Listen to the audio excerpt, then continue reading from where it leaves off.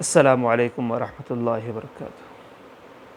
الحمدللہ وکفی وسلام علی عبادہ الذین اصطفی، اما بعد فاعوذ باللہ من الشیطان الرجیم، بسم اللہ الرحمن الرحیم۔ انما الصدقات للفقراء والمساکین والعاملین علیہا، صدق اللہ العظیم۔ اللہم صلی علی سیدنا محمد وعلی آل سیدنا محمد وبارک وسلم۔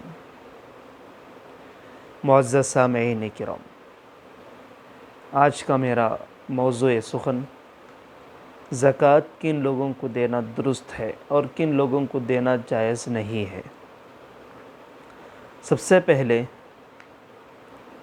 آپ زکوٰۃ دینے سے پہلے ان لوگوں کو تلاش کریں جو صاحب نصاب نہیں ہے، جن کے پاس 80 گرام سونا نہیں ہے، 613 گرام یا 12 گرام چاندی کی قیمت وہ نہیں رکھتے، یعنی 25,000 روپے ان کے پاس نقد رقم نہیں ہے، ایسے شخص کو دے سکتے ہیں۔ اور زکوٰۃ دینے سے پہلے یہ بھی جان لیں، ہاشمی نہ ہو، سید نہ ہو، نبی کے خاندان کا، عرب کے ہاشمی خاندان کا نہ ہو۔ اور تیسری بات، دینے سے پہلے سب سے پہلے رشتہ داروں میں دیکھیں، جو رشتہ داروں میں مستحقین ہیں۔ آج کل ہمارا یہ اندازہ خیال ہو جاتا ہے جو بیوہ ہے اسے دے دے، آنکھ بند کر کے دے دے، جو یتیم بچے ہیں انہیں دے دے۔ بالکل غلط ہے۔ جو بیوہ ہیں پہلے دیکھیں، گمان کریں، جسے غالب گمان کتابوں میں لکھا گیا ہے، تحقیق کریں، معلوم کریں وہ بیوہ مستحق ہے، اس کے پاس سونا چاندی نہیں ہے، اس کے پاس 25,000 روپے کی رقم نقد نہیں ہے، اس کے پاس ہاتھ میں نہیں، تو اس بیوہ کو دینا جائز ہے۔ اس یتیم بچے کو دینا جائز ہے جو یتیم بچہ مالدار نہ ہو، جس کے پاس 25,000 کی مالیت نہ ہو، صرف دھڑا دھڑ دیتے ہیں، بیوہ ہے، یتیم ہے، بول دیے بس دینا شروع۔ زکوٰۃ ادا نہیں ہو سکتی، دینے سے پہلے آپ تحقیق کریں۔ چنانچہ قرض دار کو دے سکتے ہیں، جس کے پاس گھردار تو ہے، کمائی کا ذریعہ ہے، روزانہ کے روز معمولات وہ پورے کر لیتا ہے، لیکن قرض دار ہے بیچارہ، اسے دے سکتے ہیں زکوٰۃ کی رقم۔ اور بیمار جو ہاسپٹلس میں ہیں، بیمار پڑا ہوا ہے، علاج کی ضرورت ہے، علاج معالجے دوا دارو کی ضرورت ہے، اسے وہ زکوٰۃ کی رقم دے سکتے ہیں۔ اور ایک بات، یہاں یہ بات کا خیال کریں، غور سے سمجھیں اس بات کو، انسان اپنے اوپر والوں کو نہیں دے سکتا، یعنی باپ، ماں باپ، دادا دادی، نانا نانی، پرنانا پرنانی، پردادا پردادی، جو ہمارے اوپر ہیں، جن سے ہم پیدا ہوئے، انہیں زکوٰۃ دینا جائز نہیں ہے۔ دوسرا، جو ہمارے سے پیدا ہوئے انہیں بھی زکوٰۃ دینا جائز نہیں ہے، جیسے بیٹا بیٹی، پوتا پوتی، نواسا نواسی، پڑ پوتا پڑ پوتی یا پڑ نواسا پڑ نواسی، انہیں بھی دینا جائز نہیں ہے۔ جن سے ہم پیدا ہوئے اوپر تک، پڑ دادا تک دینا جائز نہیں ہے، نیچے تک پڑ پوتے تک بھی دینا جائز نہیں ہے۔ اور بیوی کو شوہر دینا، شوہر بیوی کو دینا زکوٰۃ کا پیسہ جائز نہیں ہے، بات ذہن میں رکھیں۔ اس کے علاوہ جو رشتہ داریاں ہیں، جیسا کہ بھائی بہن دے سکتے ہیں، چاچا چاچی دے سکتے ہیں، ماما مامی کو دے سکتے ہیں، ساس سسر ہیں دے سکتے ہیں، داماد ہیں دے سکتے ہیں۔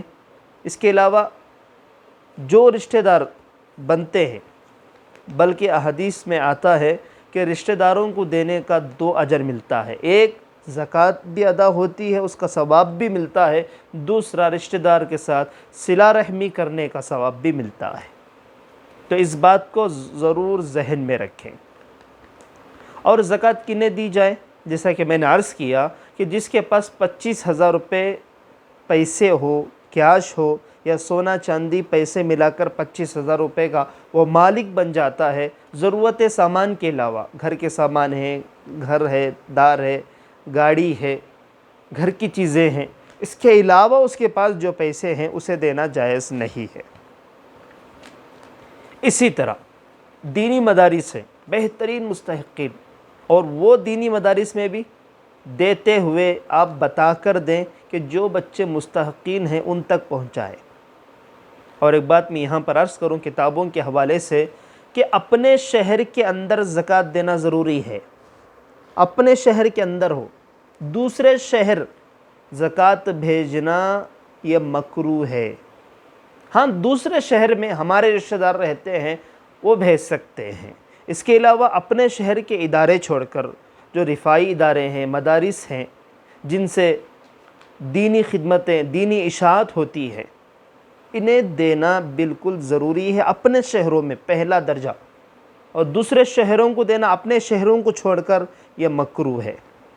اسی طرح مسجد میں دینا جائز نہیں ہے، اور مسجد کے خادمین جو ہیں، مسجد کے جو خدمت کرنے والے ہیں، انہیں تنخواہ کے طور پر دینا جائز نہیں ہے۔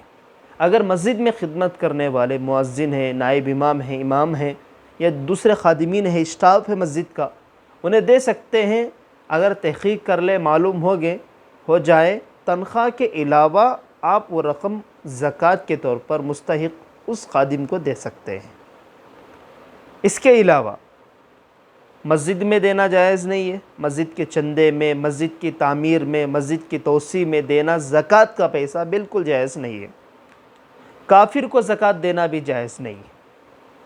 ہاں مسافر ہے، دوسرے اسٹیٹ کا، دوسرے علاقے کا رہنے والا ہے، مسافر ہے، اب فی الحال اس کے پاس پیسہ نہیں ہے، گھر دار ہے، وہاں کا وہ مالدار ہے، لیکن یہاں اس کے پاس فی الحال پیسہ نہیں ہے، اس شخص کو بھی زکوٰۃ دے سکتے ہیں۔ اس کے علاوہ حاجی ہے، حج کرنے والا، اس کے لیے جو ضرورت سامان ہے وہ راستے میں خرچ کرنے کے لیے پیسے نہیں رکھتا، اس حاجی کو بھی دے سکتے ہیں۔ اور میں یہ بات عرض کروں، آپ بغور سماعت فرمائیے، اور جو ادارے ہیں جو کفن دفن کا کام کرتے ہیں، بیواؤں تک کھانا پہنچاتے ہیں، راشن وغیرہ پہنچاتے ہیں، کپڑے وغیرہ پہنچاتے ہیں، یا بارش سیزن میں جو موسم بھر آتا ہے، پانی بھر آتا ہے، وہاں کے علاقوں تک کھانا پہنچاتے ہیں، ایسے اداروں کو دینا زکوٰۃ صحیح نہیں ہے، بلکہ ایسے اداروں کو خود نفلی صدقات سے نوازا جائے۔ یاد رکھیں جو مستحقین ہیں ان تک آپ کی زکوٰۃ پہنچنا ضروری ہے، اور زکوٰۃ کی جو رقم آپ نکالتے ہیں وہ نکالنے میں نیت ضروری ہے کہ یہ زکوٰۃ کے پیسے ہیں۔ دینے والے کو ضرورت نہیں ہے بولنے کی کہ آپ کو ضرورت زکوٰۃ کی ہے، بلکہ آپ تحقیق کر لیں، معلوم کر لیں، پہلے ہی سے پتہ کر لیں، یا غالب گمان آ جائے۔ اور ایک بات میں یہاں پر عرض کروں، میں نے سوچا کسی ایک فیملی کے بارے میں کہ انہیں زکوٰۃ دینا صحیح ہے، اگر دے دیا یہ سوچ کر کہ وہ مستحق ہے، بعد میں معلوم ہوا کہ وہ مستحق نہیں تھے، تب بھی میری زکوٰۃ ادا ہو گئی۔ اگر میں نے ایک فیملی کے ایک گھر کے سلسلے میں بغیر سوچے سمجھے زکوٰۃ دے دیا، اگر وہ مستحق بھی تھے تب بھی زکوٰۃ ادا نہیں ہوتی۔ غالب گمان کی ضرورت پڑتی ہے، اپنے عقل کو لگائیں، تحقیق کریں، معلوم کریں، اندازہ کریں، کم از کم اندازہ جسے غالب گمان کہتے ہیں، گمان کریں، غالب گمان کریں کہ یہ لوگ جسے میں دے رہا ہوں یہ مستحق ہیں، دے دیں گمان کر کے، تو انشاءاللہ تبارک و تعالی آپ کی زکوٰۃ پوری ہو جائے گی۔ اور اسی طرح مدارس اور رفاعی ادارے جو ہیں انہیں دینا یہ اشاعت دین میں ہاتھ بٹانے کا ثواب بھی رکھتا ہے۔ اشاعت دین کا مطلب آپ نے زکوٰۃ دیا، آپ کے زکوٰۃ کا ثواب آپ کو ملے گا 700 گنا بڑھ کر۔ اور رمضان المبارک کے اندر، اور ایک بات یہاں پر عرض کروں، جو یہ ایک سال گزرنا زکوٰۃ پر ضروری ہے وہ چاند کی تاریخ سے، اگر آپ کو اس کا اندازہ نہ ہو تو سال گزرنے سے پہلے وہ رقم ادا کر دے، اگر سال گزر گیا تو گناہ باقی رہ جائے گا۔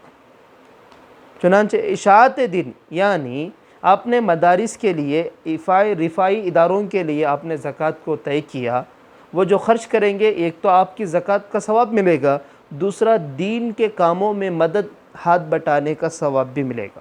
یہ بہترین ادارے ہیں، اس تک پہنچائیے، اپنے زکوٰۃوں کو ادا کریں، کیونکہ زکوٰۃ ادا نہ کرنے والا، جیسا کہ آپ نے جانا، اللہ رب العزت کے پاس بڑا سخت عذاب ہے۔ فَبَشِّرْهُمْ بِعَذَابٍ علیم کے الفاظ اللہ نے استعمال کیا کہ انہیں دردناک عذاب کی خوشخبری دے دیجیے، دردناک عذاب۔ اللہ ہم سب کی حفاظت فرمائے۔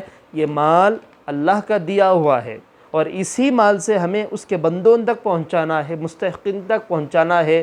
یہ ہمارے لیے فخر کی بات نہیں ہے، خوشی کی بات ہے کہ اللہ نے ہمیں مال دیا اور دینے والا بنایا، ید علیہ بنایا، دینے والا اوپر کا ہاتھ بنایا، زکوٰۃ دینے کے لائق قابل بنایا، اور وہ زکوٰۃ کے بدلے میں ثواب بھی ہمیں ملے، جنت بھی ملے۔ یہ ہمارے لیے شکریہ کا موقع ہے، فخر کا نہیں۔ اللہ چاہے رات کے غریب کو دن کا فقیر بنا دے، دن کے فقیر کو رات کا امیر بنا دے، اس کی شان نرالی ہے۔ جسے چاہے رزق دے، وَيَرْزُقُ مَن يَشَاءُ بِغَيْرِ حساب، جسے چاہے بے حساب رزق دے سکتا ہے، اور جسے چاہے اپنے پکڑ میں لا سکتا ہے۔ اللہ ہم سب کی حفاظت فرمائے۔ اللہ نے اگر مال دیا ہے تو خوب خرچ کرنے والا، دل کھول کر اللہ کے راہ میں خرچ کرنے والا، اللہ کا مال اللہ کے بندوں پر خرچ کرنے والا، لوٹانے والا بنائے، اور ذخیر آخرت بنائے۔ آمین۔ وآخر دعوانا ان الحمد للہ رب العالمین۔